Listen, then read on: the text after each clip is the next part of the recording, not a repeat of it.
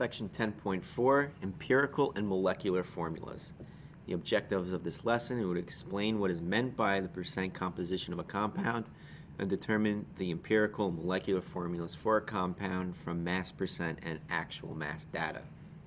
Some vocabulary review will be percent by mass. Some new vocabulary to come across is percent composition, empirical formula, and molecular formula. And chemists are often involved in developing new compounds for industrial, pharmaceutical, and home uses. After a synthetic chemist, the one who makes new compounds has produced a new compound. An analytical chemist analyzes the compound to provide experimental proof of its composition and its chemical formula.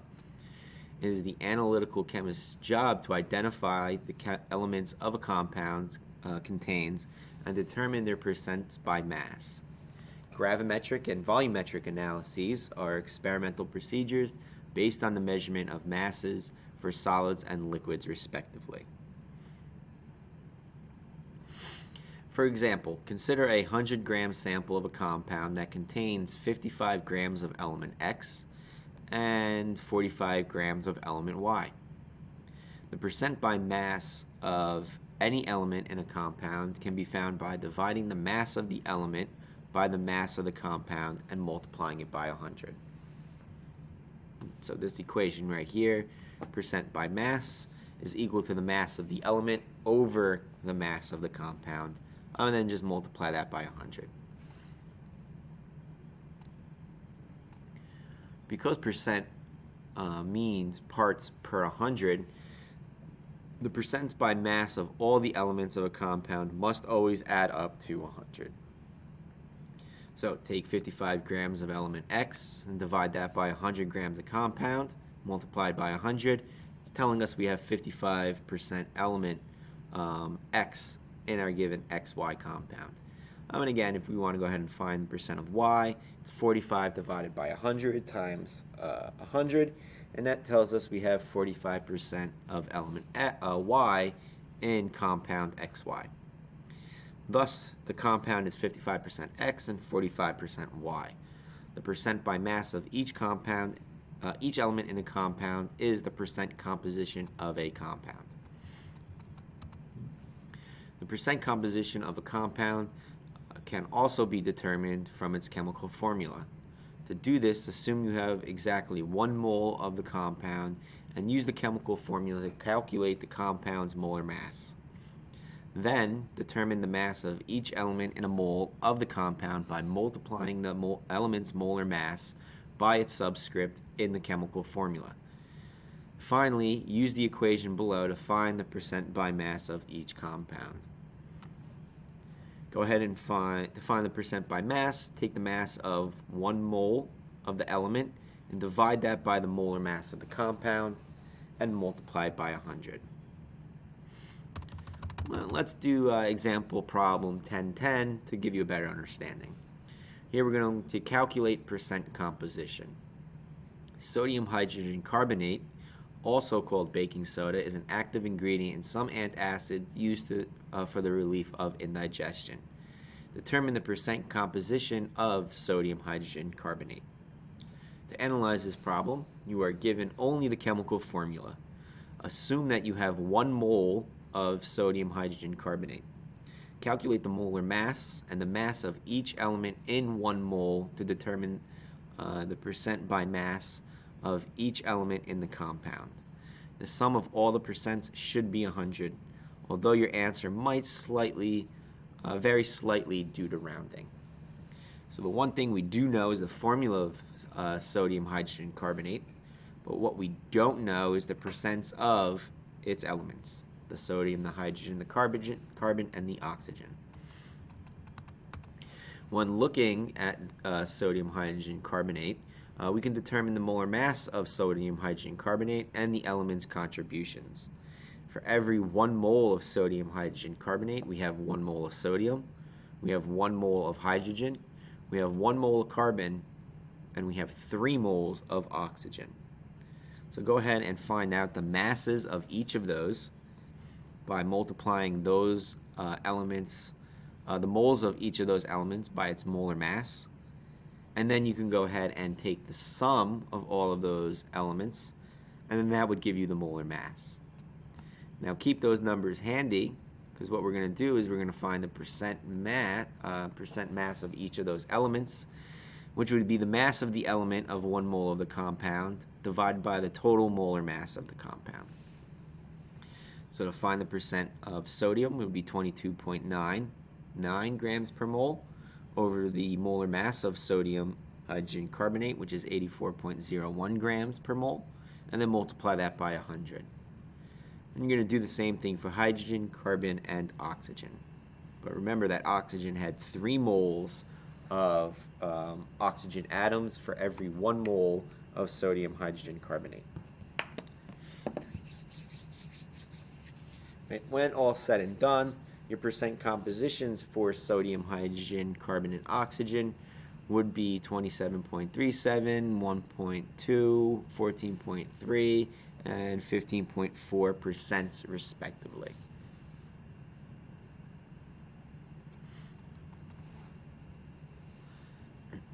Let's go ahead and pause the video and give practice problems 54 a try.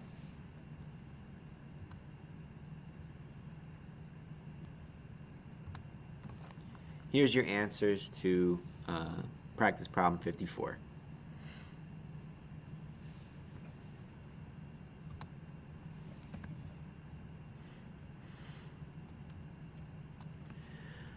When a compound's percent composition is known, its formula can be calculated.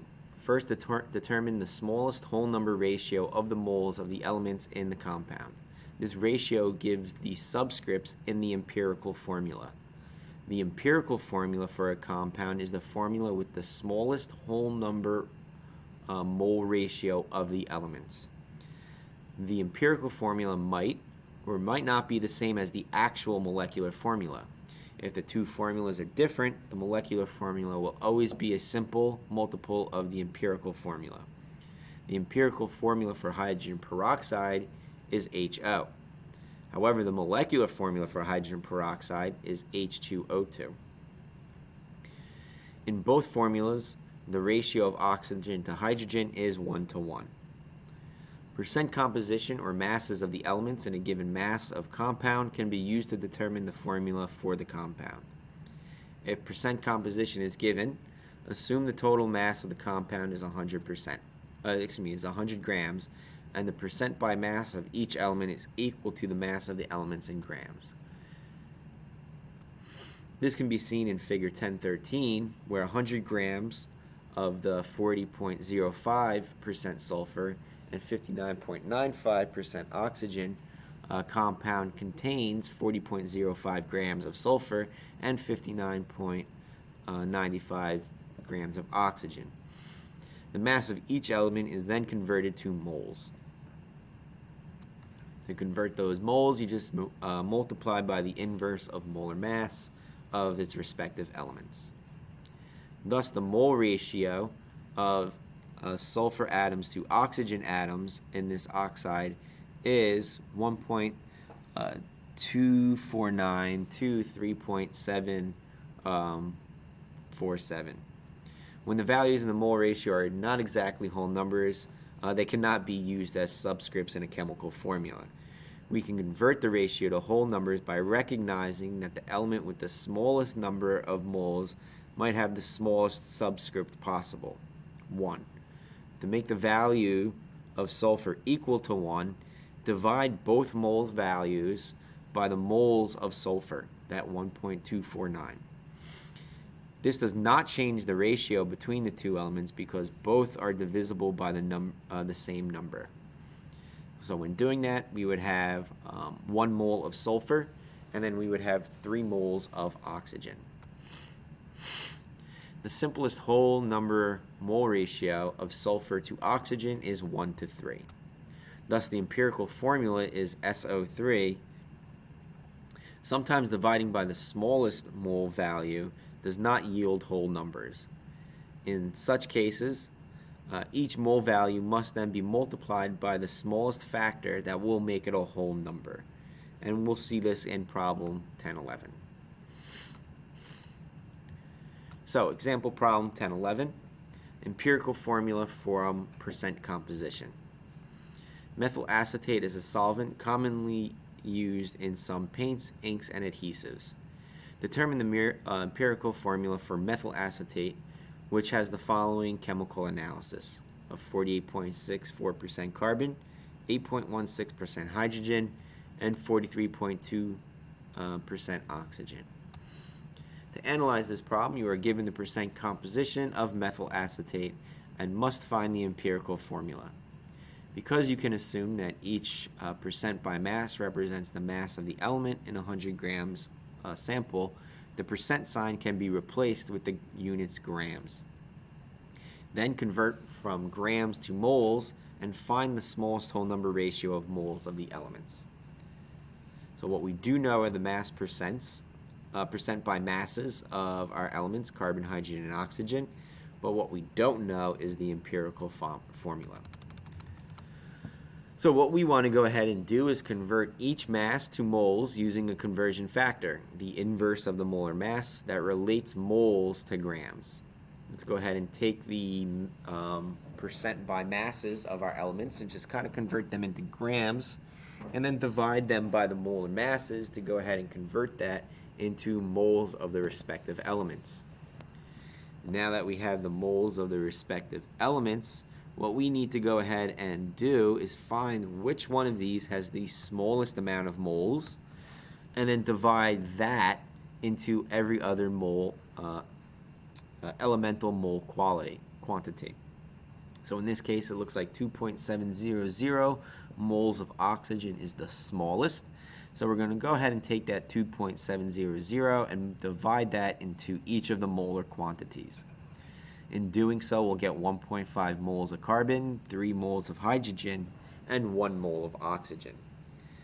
But the simplest ratio, right, even if it's 1.5 to 3 to 1, we can't have a 1.5 subscript.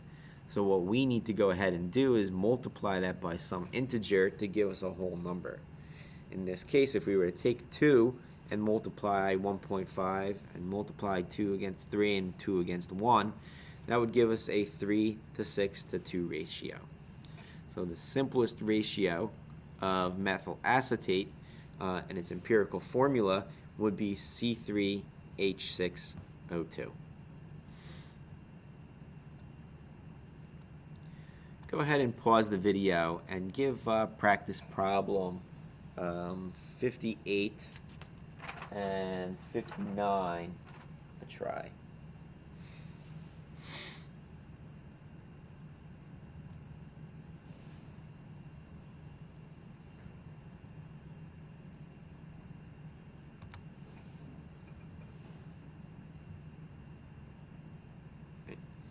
Here are your answers to 58 and 59.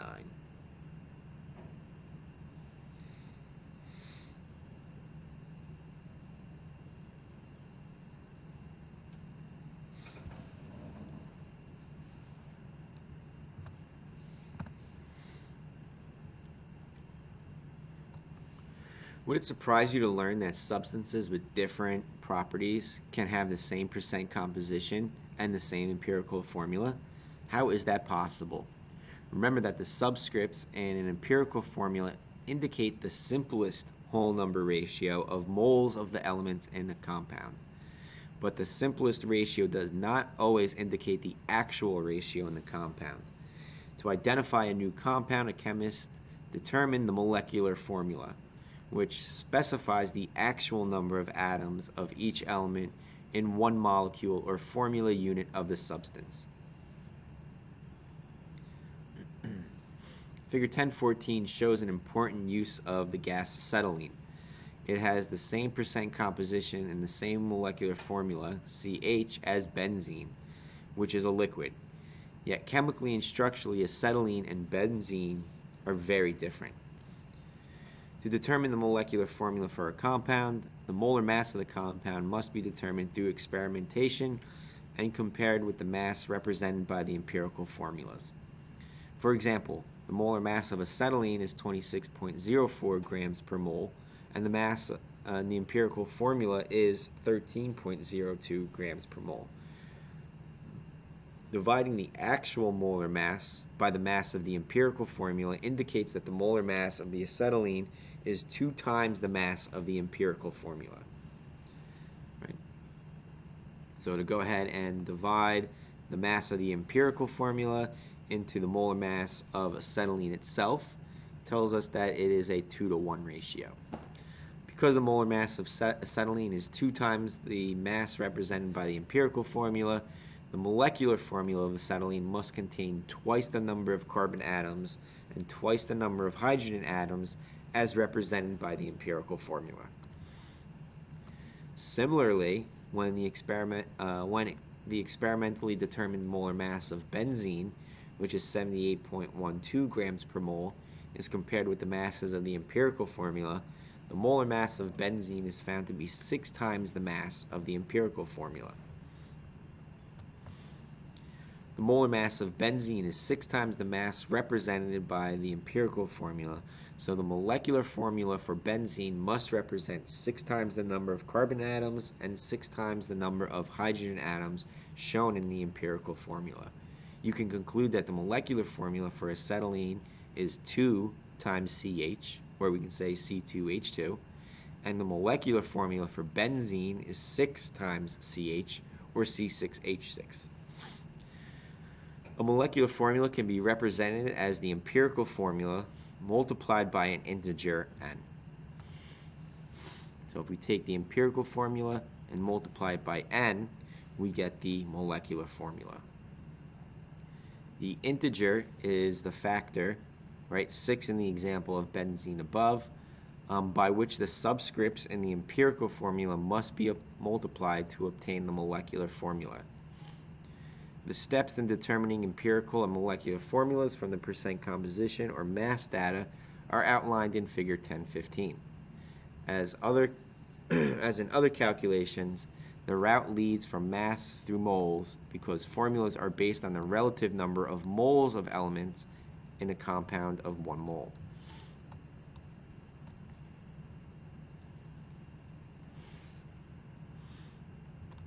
So here's just a little flow chart. Right? If you're given the percent composition or the mass of the elements, you have to go ahead and convert those into moles. And then you go ahead and set yourself up a mole ratio. Right? If your mole ratio turns out to be whole numbers, you got your empirical formula. If they are some sort of fraction, you have to multiply it by some integer to go ahead and change that fraction into a whole number. Once you have your empirical formula, you can go ahead and divide that mass of the empirical formula into the molar mass of your molecular formula, and that gives you that integer n. Take that n and multiply it by the empirical formula, and that would give you the molecular formula. Let's go ahead and look at problem 10, example problem 1012. And this is determining a molecular formula. A succininic acid is a substance produced by lichens.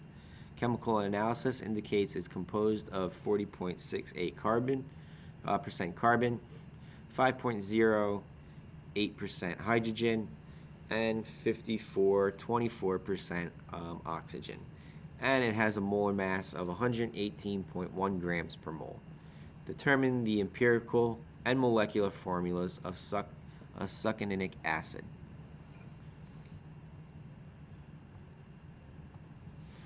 To analyze this problem, you're given the percent composition.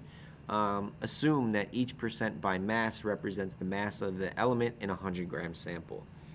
You can compare the given molar mass with the mass represented by the empirical formula to find n. So we are given the percent by mass of carbon, hydrogen, oxygen, as well as the molar mass of the compound, but what we don't know is the empirical formula and the molecular formula. So to go ahead and help us solve for this, we're going to go ahead and convert our percent by masses. We're just going to convert them straight into grams, and then from grams we're going to go ahead and convert them into moles by using the inverse relationship of molar mass. Now that we have our moles, what we want to do is find the compound with the least amount of moles here, and divide that into each of their molar quantities. So it looks like in this case, the 3.387 moles of carbon, that value is going to be divided into each of those molar values. And in doing so, looks like you're going to get 1 mole of carbon to 1.5 moles of hydrogen and just about 1 mole of oxygen. If it's just a little over or just a little under, I think we can go ahead and just rightfully assume that it's going to be 1. Right, but because we have a 1 to 1.5 to 1 ratio, we need to multiply all those values by 2 so that we can go ahead and change that 1.5 into a 3. So our simplest whole number ratio for the empirical formula is going to be 2, 3, 2. And that gives us C2H3O2. Now we want to go ahead and calculate the molar mass of C2H3O2 by saying for every 1 mole of that compound, we have 2 moles of carbon, 3 moles of hydrogen, and 2 moles of oxygen, and multiply that by its respective molar mass.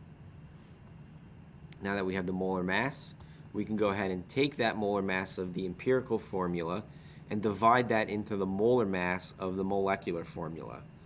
When we do that, it looks like we get a factor of 2, so your N factor is 2. So take that 2 and then multiply it into the empirical formula, which we get a molecular formula of C4H6O4. In example problem 1013, let's go ahead and calculate the empirical formula for mass data. The mineral ilmenite is usually mined and processed for titanium, a strong, light, and flexible metal. A sample of ilmenite contains 5.41 grams of aluminum, 4.64 grams of titanium, and 4.65 grams of oxygen. Let's determine the empirical formula for ilmenite.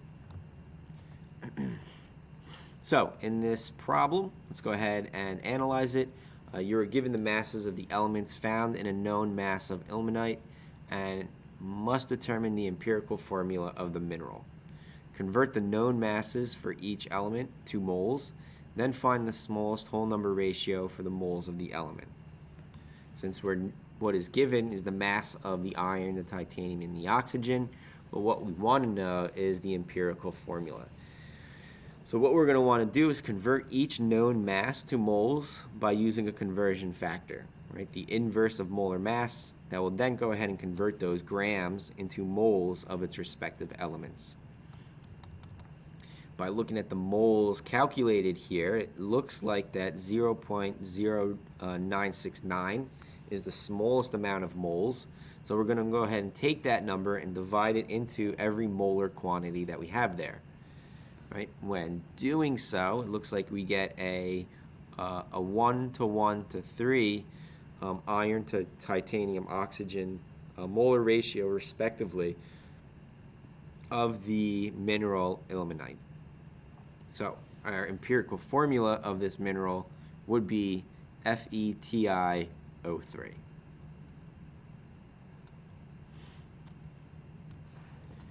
So let's go ahead and pause the video for a second, and let's go ahead and solve. Let's go ahead and work on practice problems 62 and 63.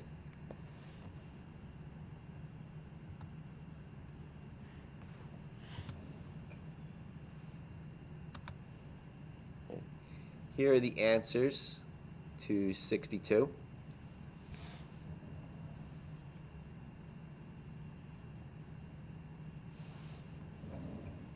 And here are the answers to 63.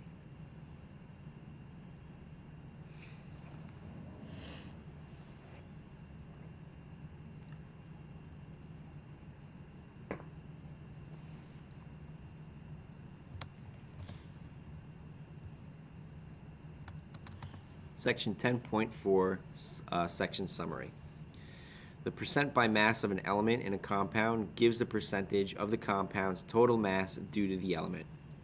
The subscripts in an empirical formula give the smallest whole number ratio of moles of elements in the compound. The molecular formula gives the actual number of atoms of each element in a mole in a molecule or formula unit of a substance. The molecular formula is a whole number multiple of the empirical formula.